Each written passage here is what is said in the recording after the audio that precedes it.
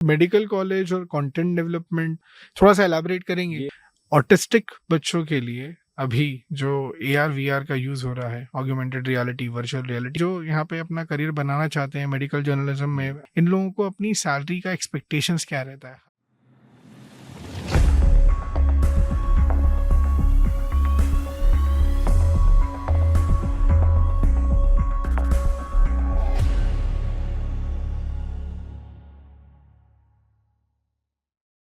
Hello friends, on behalf of Arena Animation Aurobindo college Indore, आज हम आए हैं अरविंदो यूनिवर्सिटी और यहाँ पे हम लोग मिल रहे हैं मिस्टर हिमांशु श्रीवास्तव से। Himanshu sir already Arena student रह चुके हैं। 2008 में इन्होंने अरीना पास आउट करा। इनका जर्नी स्टार्ट हुआ एक मेडिकल एस्पिरेंट से। स्लोली इन्होंने अपना करियर को टर्न करा towards animation, VFX and then apply करा in medical grounds. So without taking much further time, I would ask Himanshu sir, आपका अनुभव, आपकी कहानी। Thank you Kartik ji for introducing me. जैसे कि आपने बताया कि 2008 में मैंने एरिना से पास आउट किया था और उस समय केवल एरिना मल्टीमीडिया ही हुआ करता था। जब हम सोच रहा था मैं कि अब मैं क्या करूं, क्या करियर लूं, because 3 years I have prepared for CPMT। और CPMT के बाद में जब उतनी अच्छी रैंक नहीं आई, समझ में नहीं आ रहा था क्या करें, तो मैंने सोचा कि अब आर्ट्स करते हैं, कुछ एनिमेशन, VFX या एंटरटेनमेंट में अपॉर्चुनिटी देखते हैं। Then I started searching. उस समय इतना गूगल और इतने ऑप्शंस नहीं रहते थे, सही बात। तो हम लोग मतलब ढूंढा हमने कि भाई एक एरिना एकेडमी हमको दिखी लखनऊ में। मैं लखनऊ में था, तो मैं गया वहाँ पे, मैंने बात करी, तो वहाँ पे बताया गया कि कार्टून्स और एनिमेशन और 3D एनिमेशन ये सब सिखाएंगे। तो उस समय मैंने सोचा नहीं था कि मैं कैसे मेडिकल में आऊँगा या क्या करूँगा। बस मैंने वो चीज़ें करी, सीखना स्टार्ट किया। उसके बाद एनिमेशन करने के बाद मैं दिल्ली में मैंने इंटर्नशिप करी, IBN7 में, P7 में, TV100 में, काफ़ी सारे न्यूज़ चैनल्स चलते थे। और during the internship with in 6 months मेरे को एक लखनऊ का एक कॉलेज था, Sanjay Gandhi post graduate institute of medical sciences, SGPGIMS Lucknow. Okay. तो चूंकि मेरी हमेशा से ही कुछ लर्निंग, नया नया सीखने की आदत रही है, तो जब मेरा एरिना का कोर्स चल रहा था तो उस दौरान मैंने एक फिल्म प्रोडक्शन कोर्स भी ज्वाइन किया था ओके। लखनऊ से ही। तो वो फिल्म प्रोडक्शन कोर्स जो मैंने ज्वाइन किया था, तो उसमें कुछ लोग, कुछ डॉक्टर्स आते थे जो कि PGI के थे, SGPGI लखनऊ के। तो वहाँ से उन्होंने मुझे उठाया और मेरा इंटरव्यू हुआ और मैंने SGPGI ज्वाइन किया। वो बहुत ही बड़ा एक मेडिकल कॉलेज है, एक पोस्ट ग्रेजुएट इंस्टीट्यूट है। वहाँ पे मैंने पहली बार as a content developer job start करी। बट सर, मेडिकल कॉलेज और कंटेंट डेवलपमेंट, ये थोड़ा सा एलैबोरेट करेंगे? ये मेरे लिए भी था, बट जब मैं वहाँ पे एंटर किया हाँ। फॉर इंटरव्यू, तो उन्होंने मुझे प्रीमाइसेस दिखाया। ओके। तो there I have seen PCR room, जैसा कि न्यूज़ चैनल में जब मैं काम करता था हाँ, हाँ। इंटर्नशिप, तो मुझे दूर से दिखाया जाता था, कोई टच ओके। भी नहीं करने देता था। हाँ, दे हैव प्रोडक्शन कैमरास, हाँ। They have studio like this, so the they have studio like all this. The gadgets हाँ। ऑलरेडी। इन 2009 में मेरी वो पहली जॉब थी। ओके। और आप ये सोचो कि एरिना का एक स्टूडेंट है, पास आउट हुआ है एक इंटर्नशिप करने के बाद में, डायरेक्ट उसको PCR मिल रहा है, फाइनल कट प्रो मिल रहा है एडिटिंग करने के लिए। एप्पल के सिस्टम होते ही नहीं थे लोगों के पास। सही बात एक है। सपना था कि एप्पल पे एडिटिंग करना। बिल्कुल सही बात। 2009 की मैं बात कर रहा हूँ ट्रू, अभी। True, true. तो जब मैंने वो पूरा इन्वायरमेंट देखा, तो मैंने उनसे सैलरी पूछी ही नहीं। मैंने कहा आप बस ज्वाइनिंग कब से दे रहे हो, आप ये बताओ मुझे। और उन्होंने बताया कि यू आर इन, और मैंने तुरंत ज्वाइन किया बिना टाइम वेस्ट करते हुए। ओके। और क्या कंटेंट में, फिर से उसी पे आता हूँ, कंटेंट क्या मेडिकल कंटेंट कॉलेज में? मेडिकल कॉलेज में ऐसा था कि बहुत सारे उनके इवेंट्स होते थे, कॉन्फ्रेंसेस होती थी, और उनको पेशेंट एजुकेशन का बहुत इंपॉर्टेंट रोल था उस समय, क्योंकि जो लोग आते थे सर्जरी कराने, उनको समझाना होता था। जैसे एंडोक्राइन सर्जरी मेरा मेन डिपार्टमेंट था, तो उसमें एंडोक्राइन से रिलेटेड प्रोसीजर्स, सर्जरीज होती थी, उनके हमने एनिमेशन बनाने स्टार्ट किए। तो मुझे बोला कि अब तुमको ये पढ़ना पड़ेगा कि सर्जरी क्या होती है। तो parathyroidectomy, breast cancer surgeries, operation theatres, तो ये सब मैं गया, मैंने देखा, ऑब्जर्व किया। क्योंकि एरिना मल्टीमीडिया में मेरे को पहले ही ये चीज़ बताई गई थी, क्ले मॉडलिंग मैंने करी थी, स्केचिंग और ड्राइंग, ये सब मैंने किया हुआ था। तो जब मैंने वहाँ पे देखा, तो उसके मैंने ब्लूप्रिंट्स बनाए और ब्लूप्रिंट्स बनाने के बाद मैंने उसकी 3D मॉडलिंग माया में शुरू करी। और ओके। मैंने ऑपरेशन थिएटर बनाया, पेशेंट बनाया, सर्जन के हैंड्स बनाए, नाइफ बनाया, सारी जो एनाटमी थी अंदर की, ह्यूमन एनाटमी उस पर्टिकुलर सर्जरी के लिए वो सब बनाई। और चूंकि कैमरा एंगल्स और ये सब चीज़ें मुझे बताई गई थी तो मैं उसको इम्प्लीमेंट कर पाया और लोगों को अच्छा लगा कि वो 3D एनिमेशन एक सर्जन्स को पढ़ाने के लिए भी कि कैसे लेयर करना है, मार्किंग इंसिजन कैसे करना है, लेयर्स कैसे ओपन करना है, तो ये सब एकदम क्लियर था। तो जो पेशेंट को हम सर्जरी तो दिखा नहीं सकते थे, हाँ। तो उसको सर्जरी एक्सप्लेन करने के लिए this is the best way. अच्छा, ओके, तो उसमें हम लोग वॉइस ओवर्स करते थे और सब कुछ उसमें हम करते थे। मतलब एक स्टैंडर्ड प्रैक्टिस जो है कि पेशेंट को एक्सप्लेन करना होता है कि आपके ऊपर एग्जैक्टली। ऑपरेशन होगा क्या। हाँ, तो in order to bring patient to more comfort, ये जो आपका 3D रिकॉर्डिंग और animation, yes, 3D okay, animation के थ्रू हमने छोटे छोटे एनिमेशंस बनाए थे। फिर हमने डायलिसिस के ऊपर एनिमेशंस बनाए क्योंकि लोगों को पता नहीं होता कि डायलिसिस क्या है, सही फिशुला बात। क्या है। अब चूंकि मैं एक बायो का स्टूडेंट रहा हूँ, हाँ। तो और मैंने जब CPMT और नीट की जब प्रिपरेशन कर रहा था तो ये सब कहीं ना कहीं ये सब आता है पढ़ने में, तो हुँ। मेरा इंटरेस्ट भी था उसमें।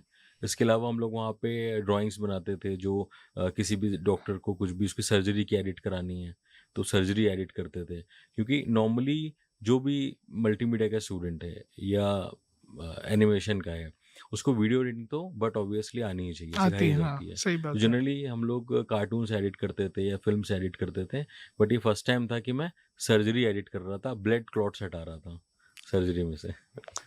तो ये काफ़ी अलग क्या टाइप का अनुभव था। कैसा अनुभव रहता है सिंस आपने सर्जरी मेंशन करा, एक ऑपरेशन थिएटर के अंदर अभी तक हम जो नॉर्मल कंटेंट क्रिएशन देखते हैं या स्टोरी टेलिंग देखते हैं, एक सिनेमाटोग्राफी, फोटोग्राफी, एक फिल्म स्टोरी बनाना, उसके अंदर सारी चीज़ें नकली होती हैं। बिल्कुल। खून नकली होता है, operations these are not real thing, but for a student, जो फॉर अ मल्टीमीडिया स्टूडेंट जो ऑपरेशन थिएटर के अंदर गया, वो कैसा एक्सपीरियंस रहा आपका? और काफ़ी अलग अनुभव था क्योंकि देखिए, पहली चीज़ तो जब हम एरीना या किसी भी इंस्टीट्यूट से अपना मल्टीमीडिया और एनिमेशन की पढ़ाई कर रहे हैं, ट्रू। तो वहाँ पे हमको कैमरा की बहुत बेसिक नॉलेज दी जाती है। हाँ। ठीक है, लेकिन अगर आपके हाथ में कभी कैमरा आ जाए तो वो हमारी खुद की रिस्पॉन्सिबिलिटी होती है एक स्टूडेंट एब्सोल्युटली। की कि उसको कितना वो ग्रैस्प करता है, कितना सीख सकता है।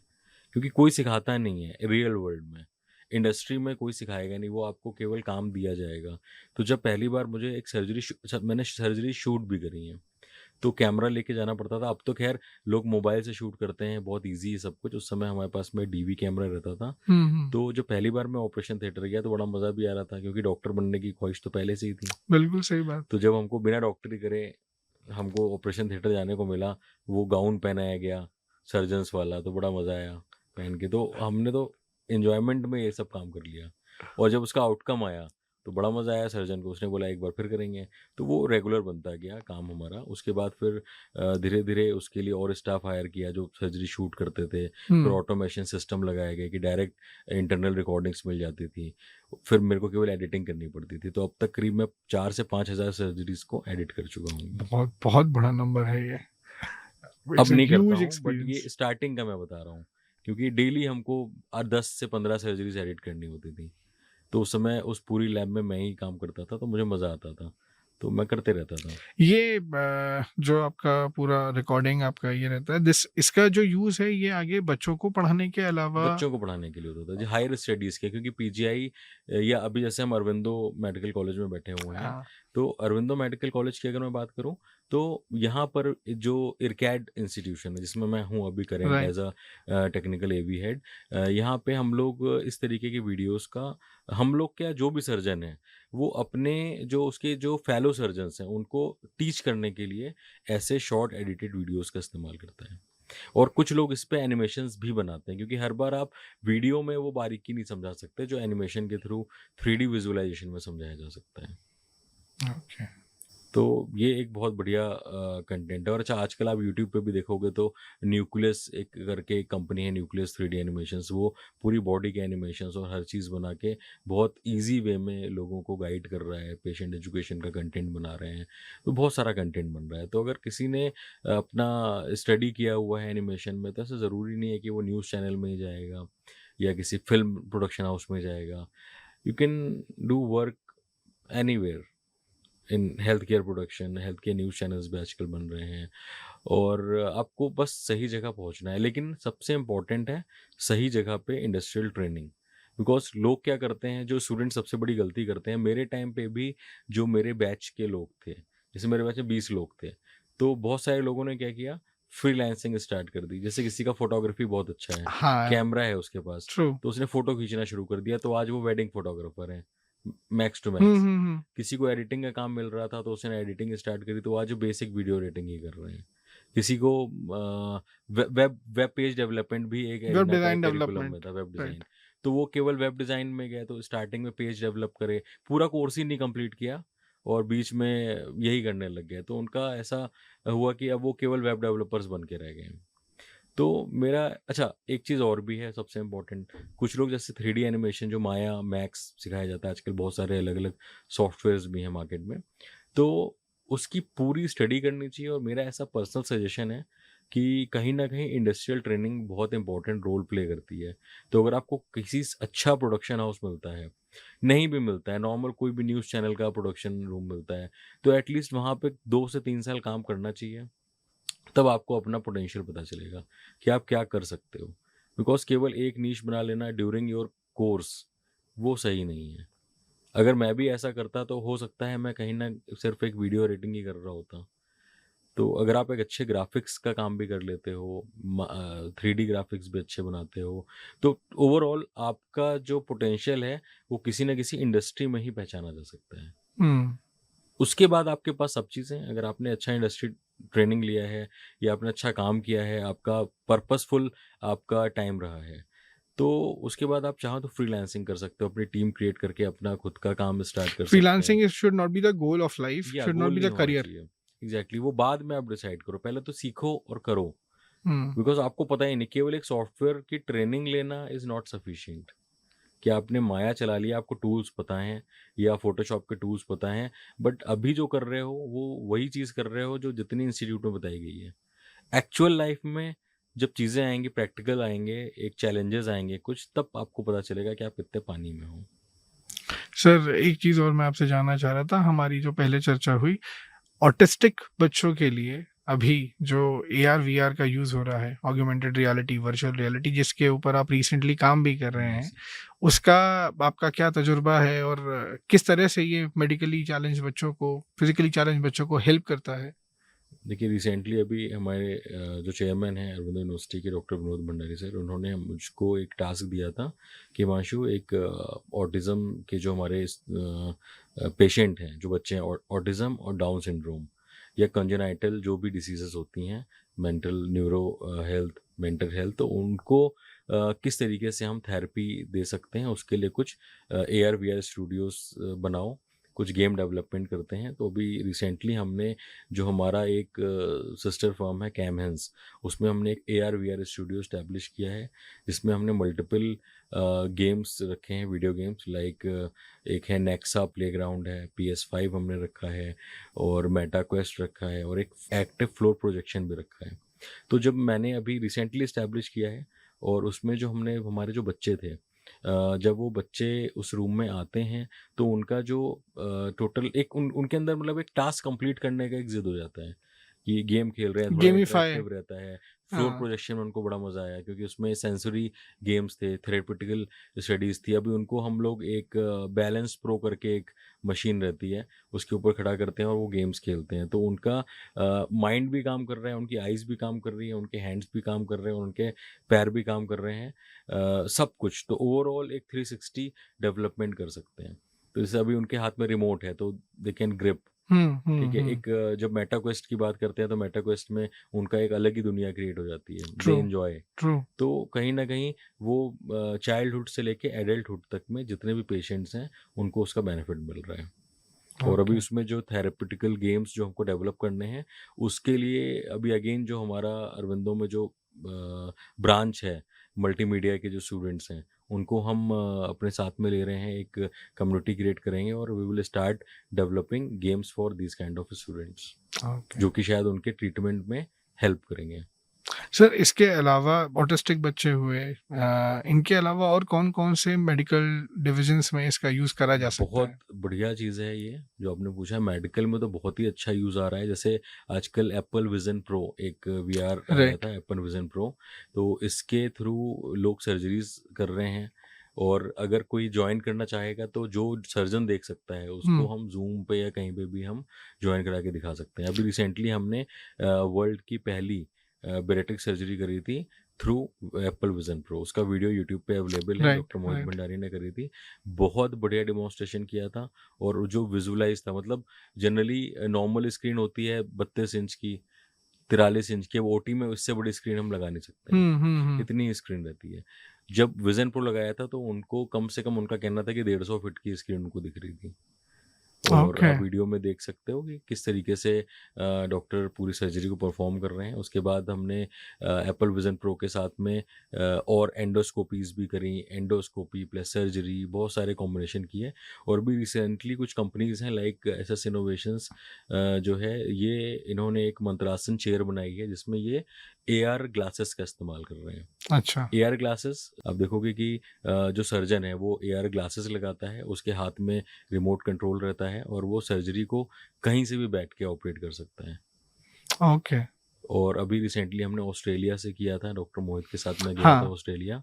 वहाँ पे हमने यही एआर ग्लासेस लगा के उन्होंने उनको जो साइड बाय साइड व्यू होता है वीडियो का, हुँ। वो उनके एयर ग्लासेस में आया। और ये हमने ये करीब करीब 10,000 किलोमीटर का डिस्टेंस था ऑस्ट्रेलिया और इंडिया के बीच में। और हमने एयर ग्लासेस के थ्रू ऑपरेट किया। तो मतलब कहना है कि अच्छा, इसके अलावा जो एप्पल हाँ। विजन प्रो है उसमें बहुत सारे मॉड्यूल्स हैं।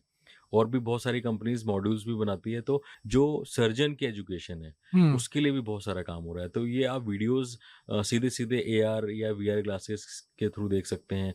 बहुत सारे सिमुलेटर्स बन के आ रहे हैं, वीआर सिमुलेटर्स, जिसमें आपने वीआर आपने ग्लास पहन लिया और उस सिमुलेटर के थ्रू आप सर्जरीज परफॉर्म कर सकते हैं। अच्छा। ठीक है।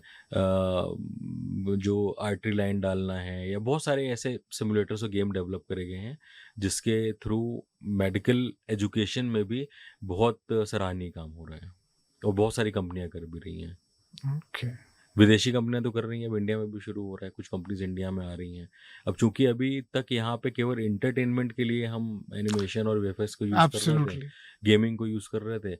अब ये भी एक नया एक करियर है जिसमें हम जो हमारे गेम डेवलपर्स हैं इंडियन, उनको हम ये इस तरीके के गेम्स बनाने में ले सकते हैं। जैसे ऑटिज्म के लिए हो गया या मेडिकल एजुकेशन के लिए सूचरिंग प्रैक्टिस करनी है। अब रोबोट पे डायरेक्ट तो सूचरिंग कर नहीं सकते हैं, तो उसको हम मेटा क्वेस्ट या इस तरीके की किसी भी जो डिवाइस होती हैं उसके थ्रू हम रोबोटिक सूचरिंग या नॉर्मल सूचरिंग प्रैक्टिस भी कर सकते हैं।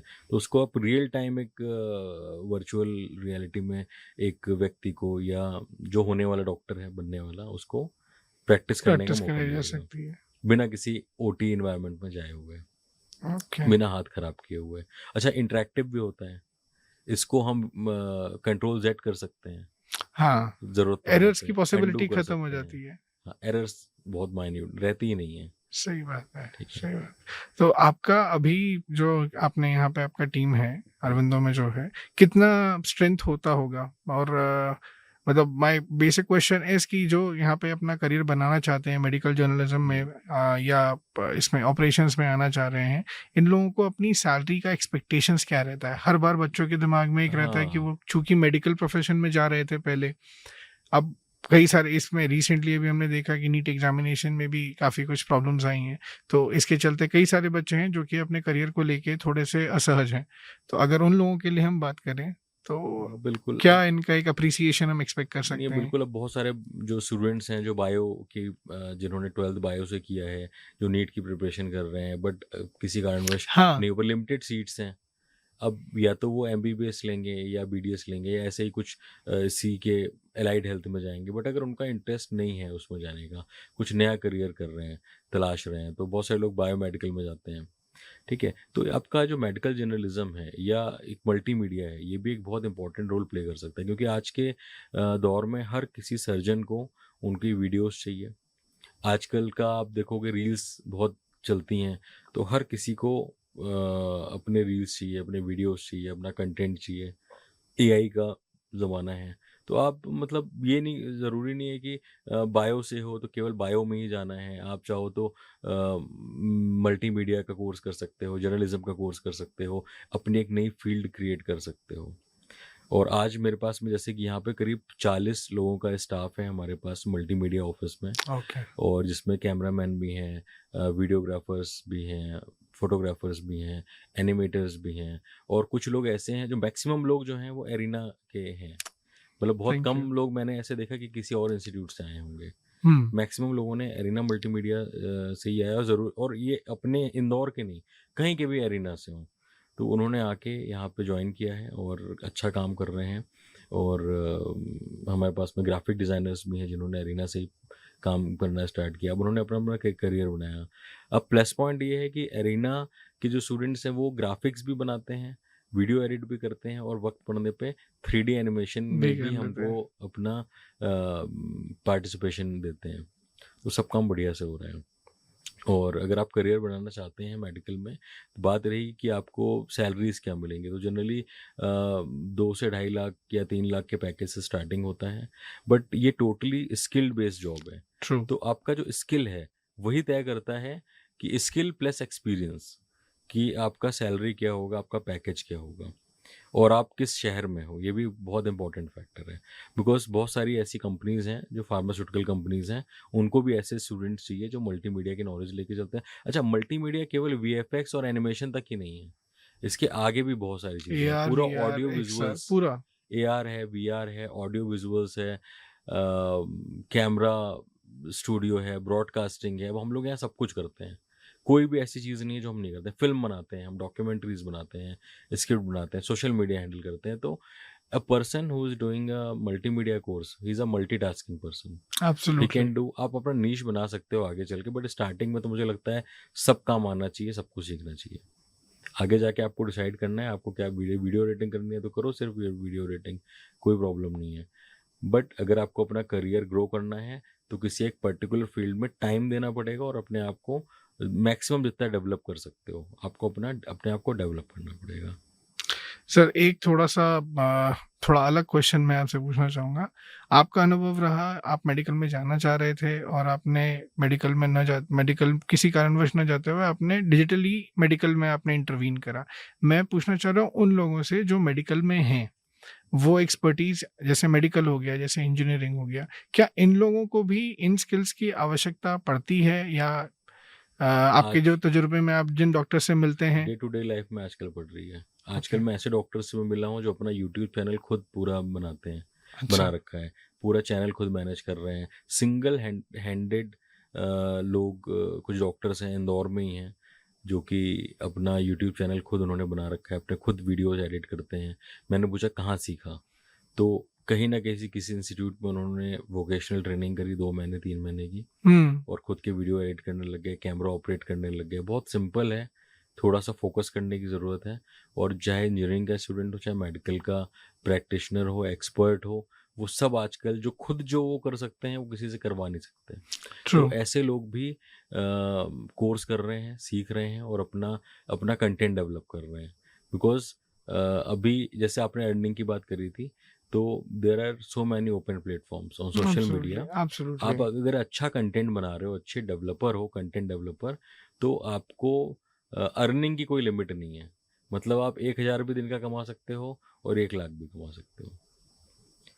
और जहाँ तक बात करेंगे मेडिकल से कोरिलेट करने की, तो अगर आप एवी और प्रोडक्शंस का काम आप ऑलरेडी बाहर कर रहे हो, और आप किसी भी तरीके से अगर हेल्थ केयर में एंटर कर जाते हो, तो इसमें स्लाइटली ग्रोथ के चांसेस ज़्यादा हैं ओके, बजाय एक नॉर्मल प्रोडक्शन के।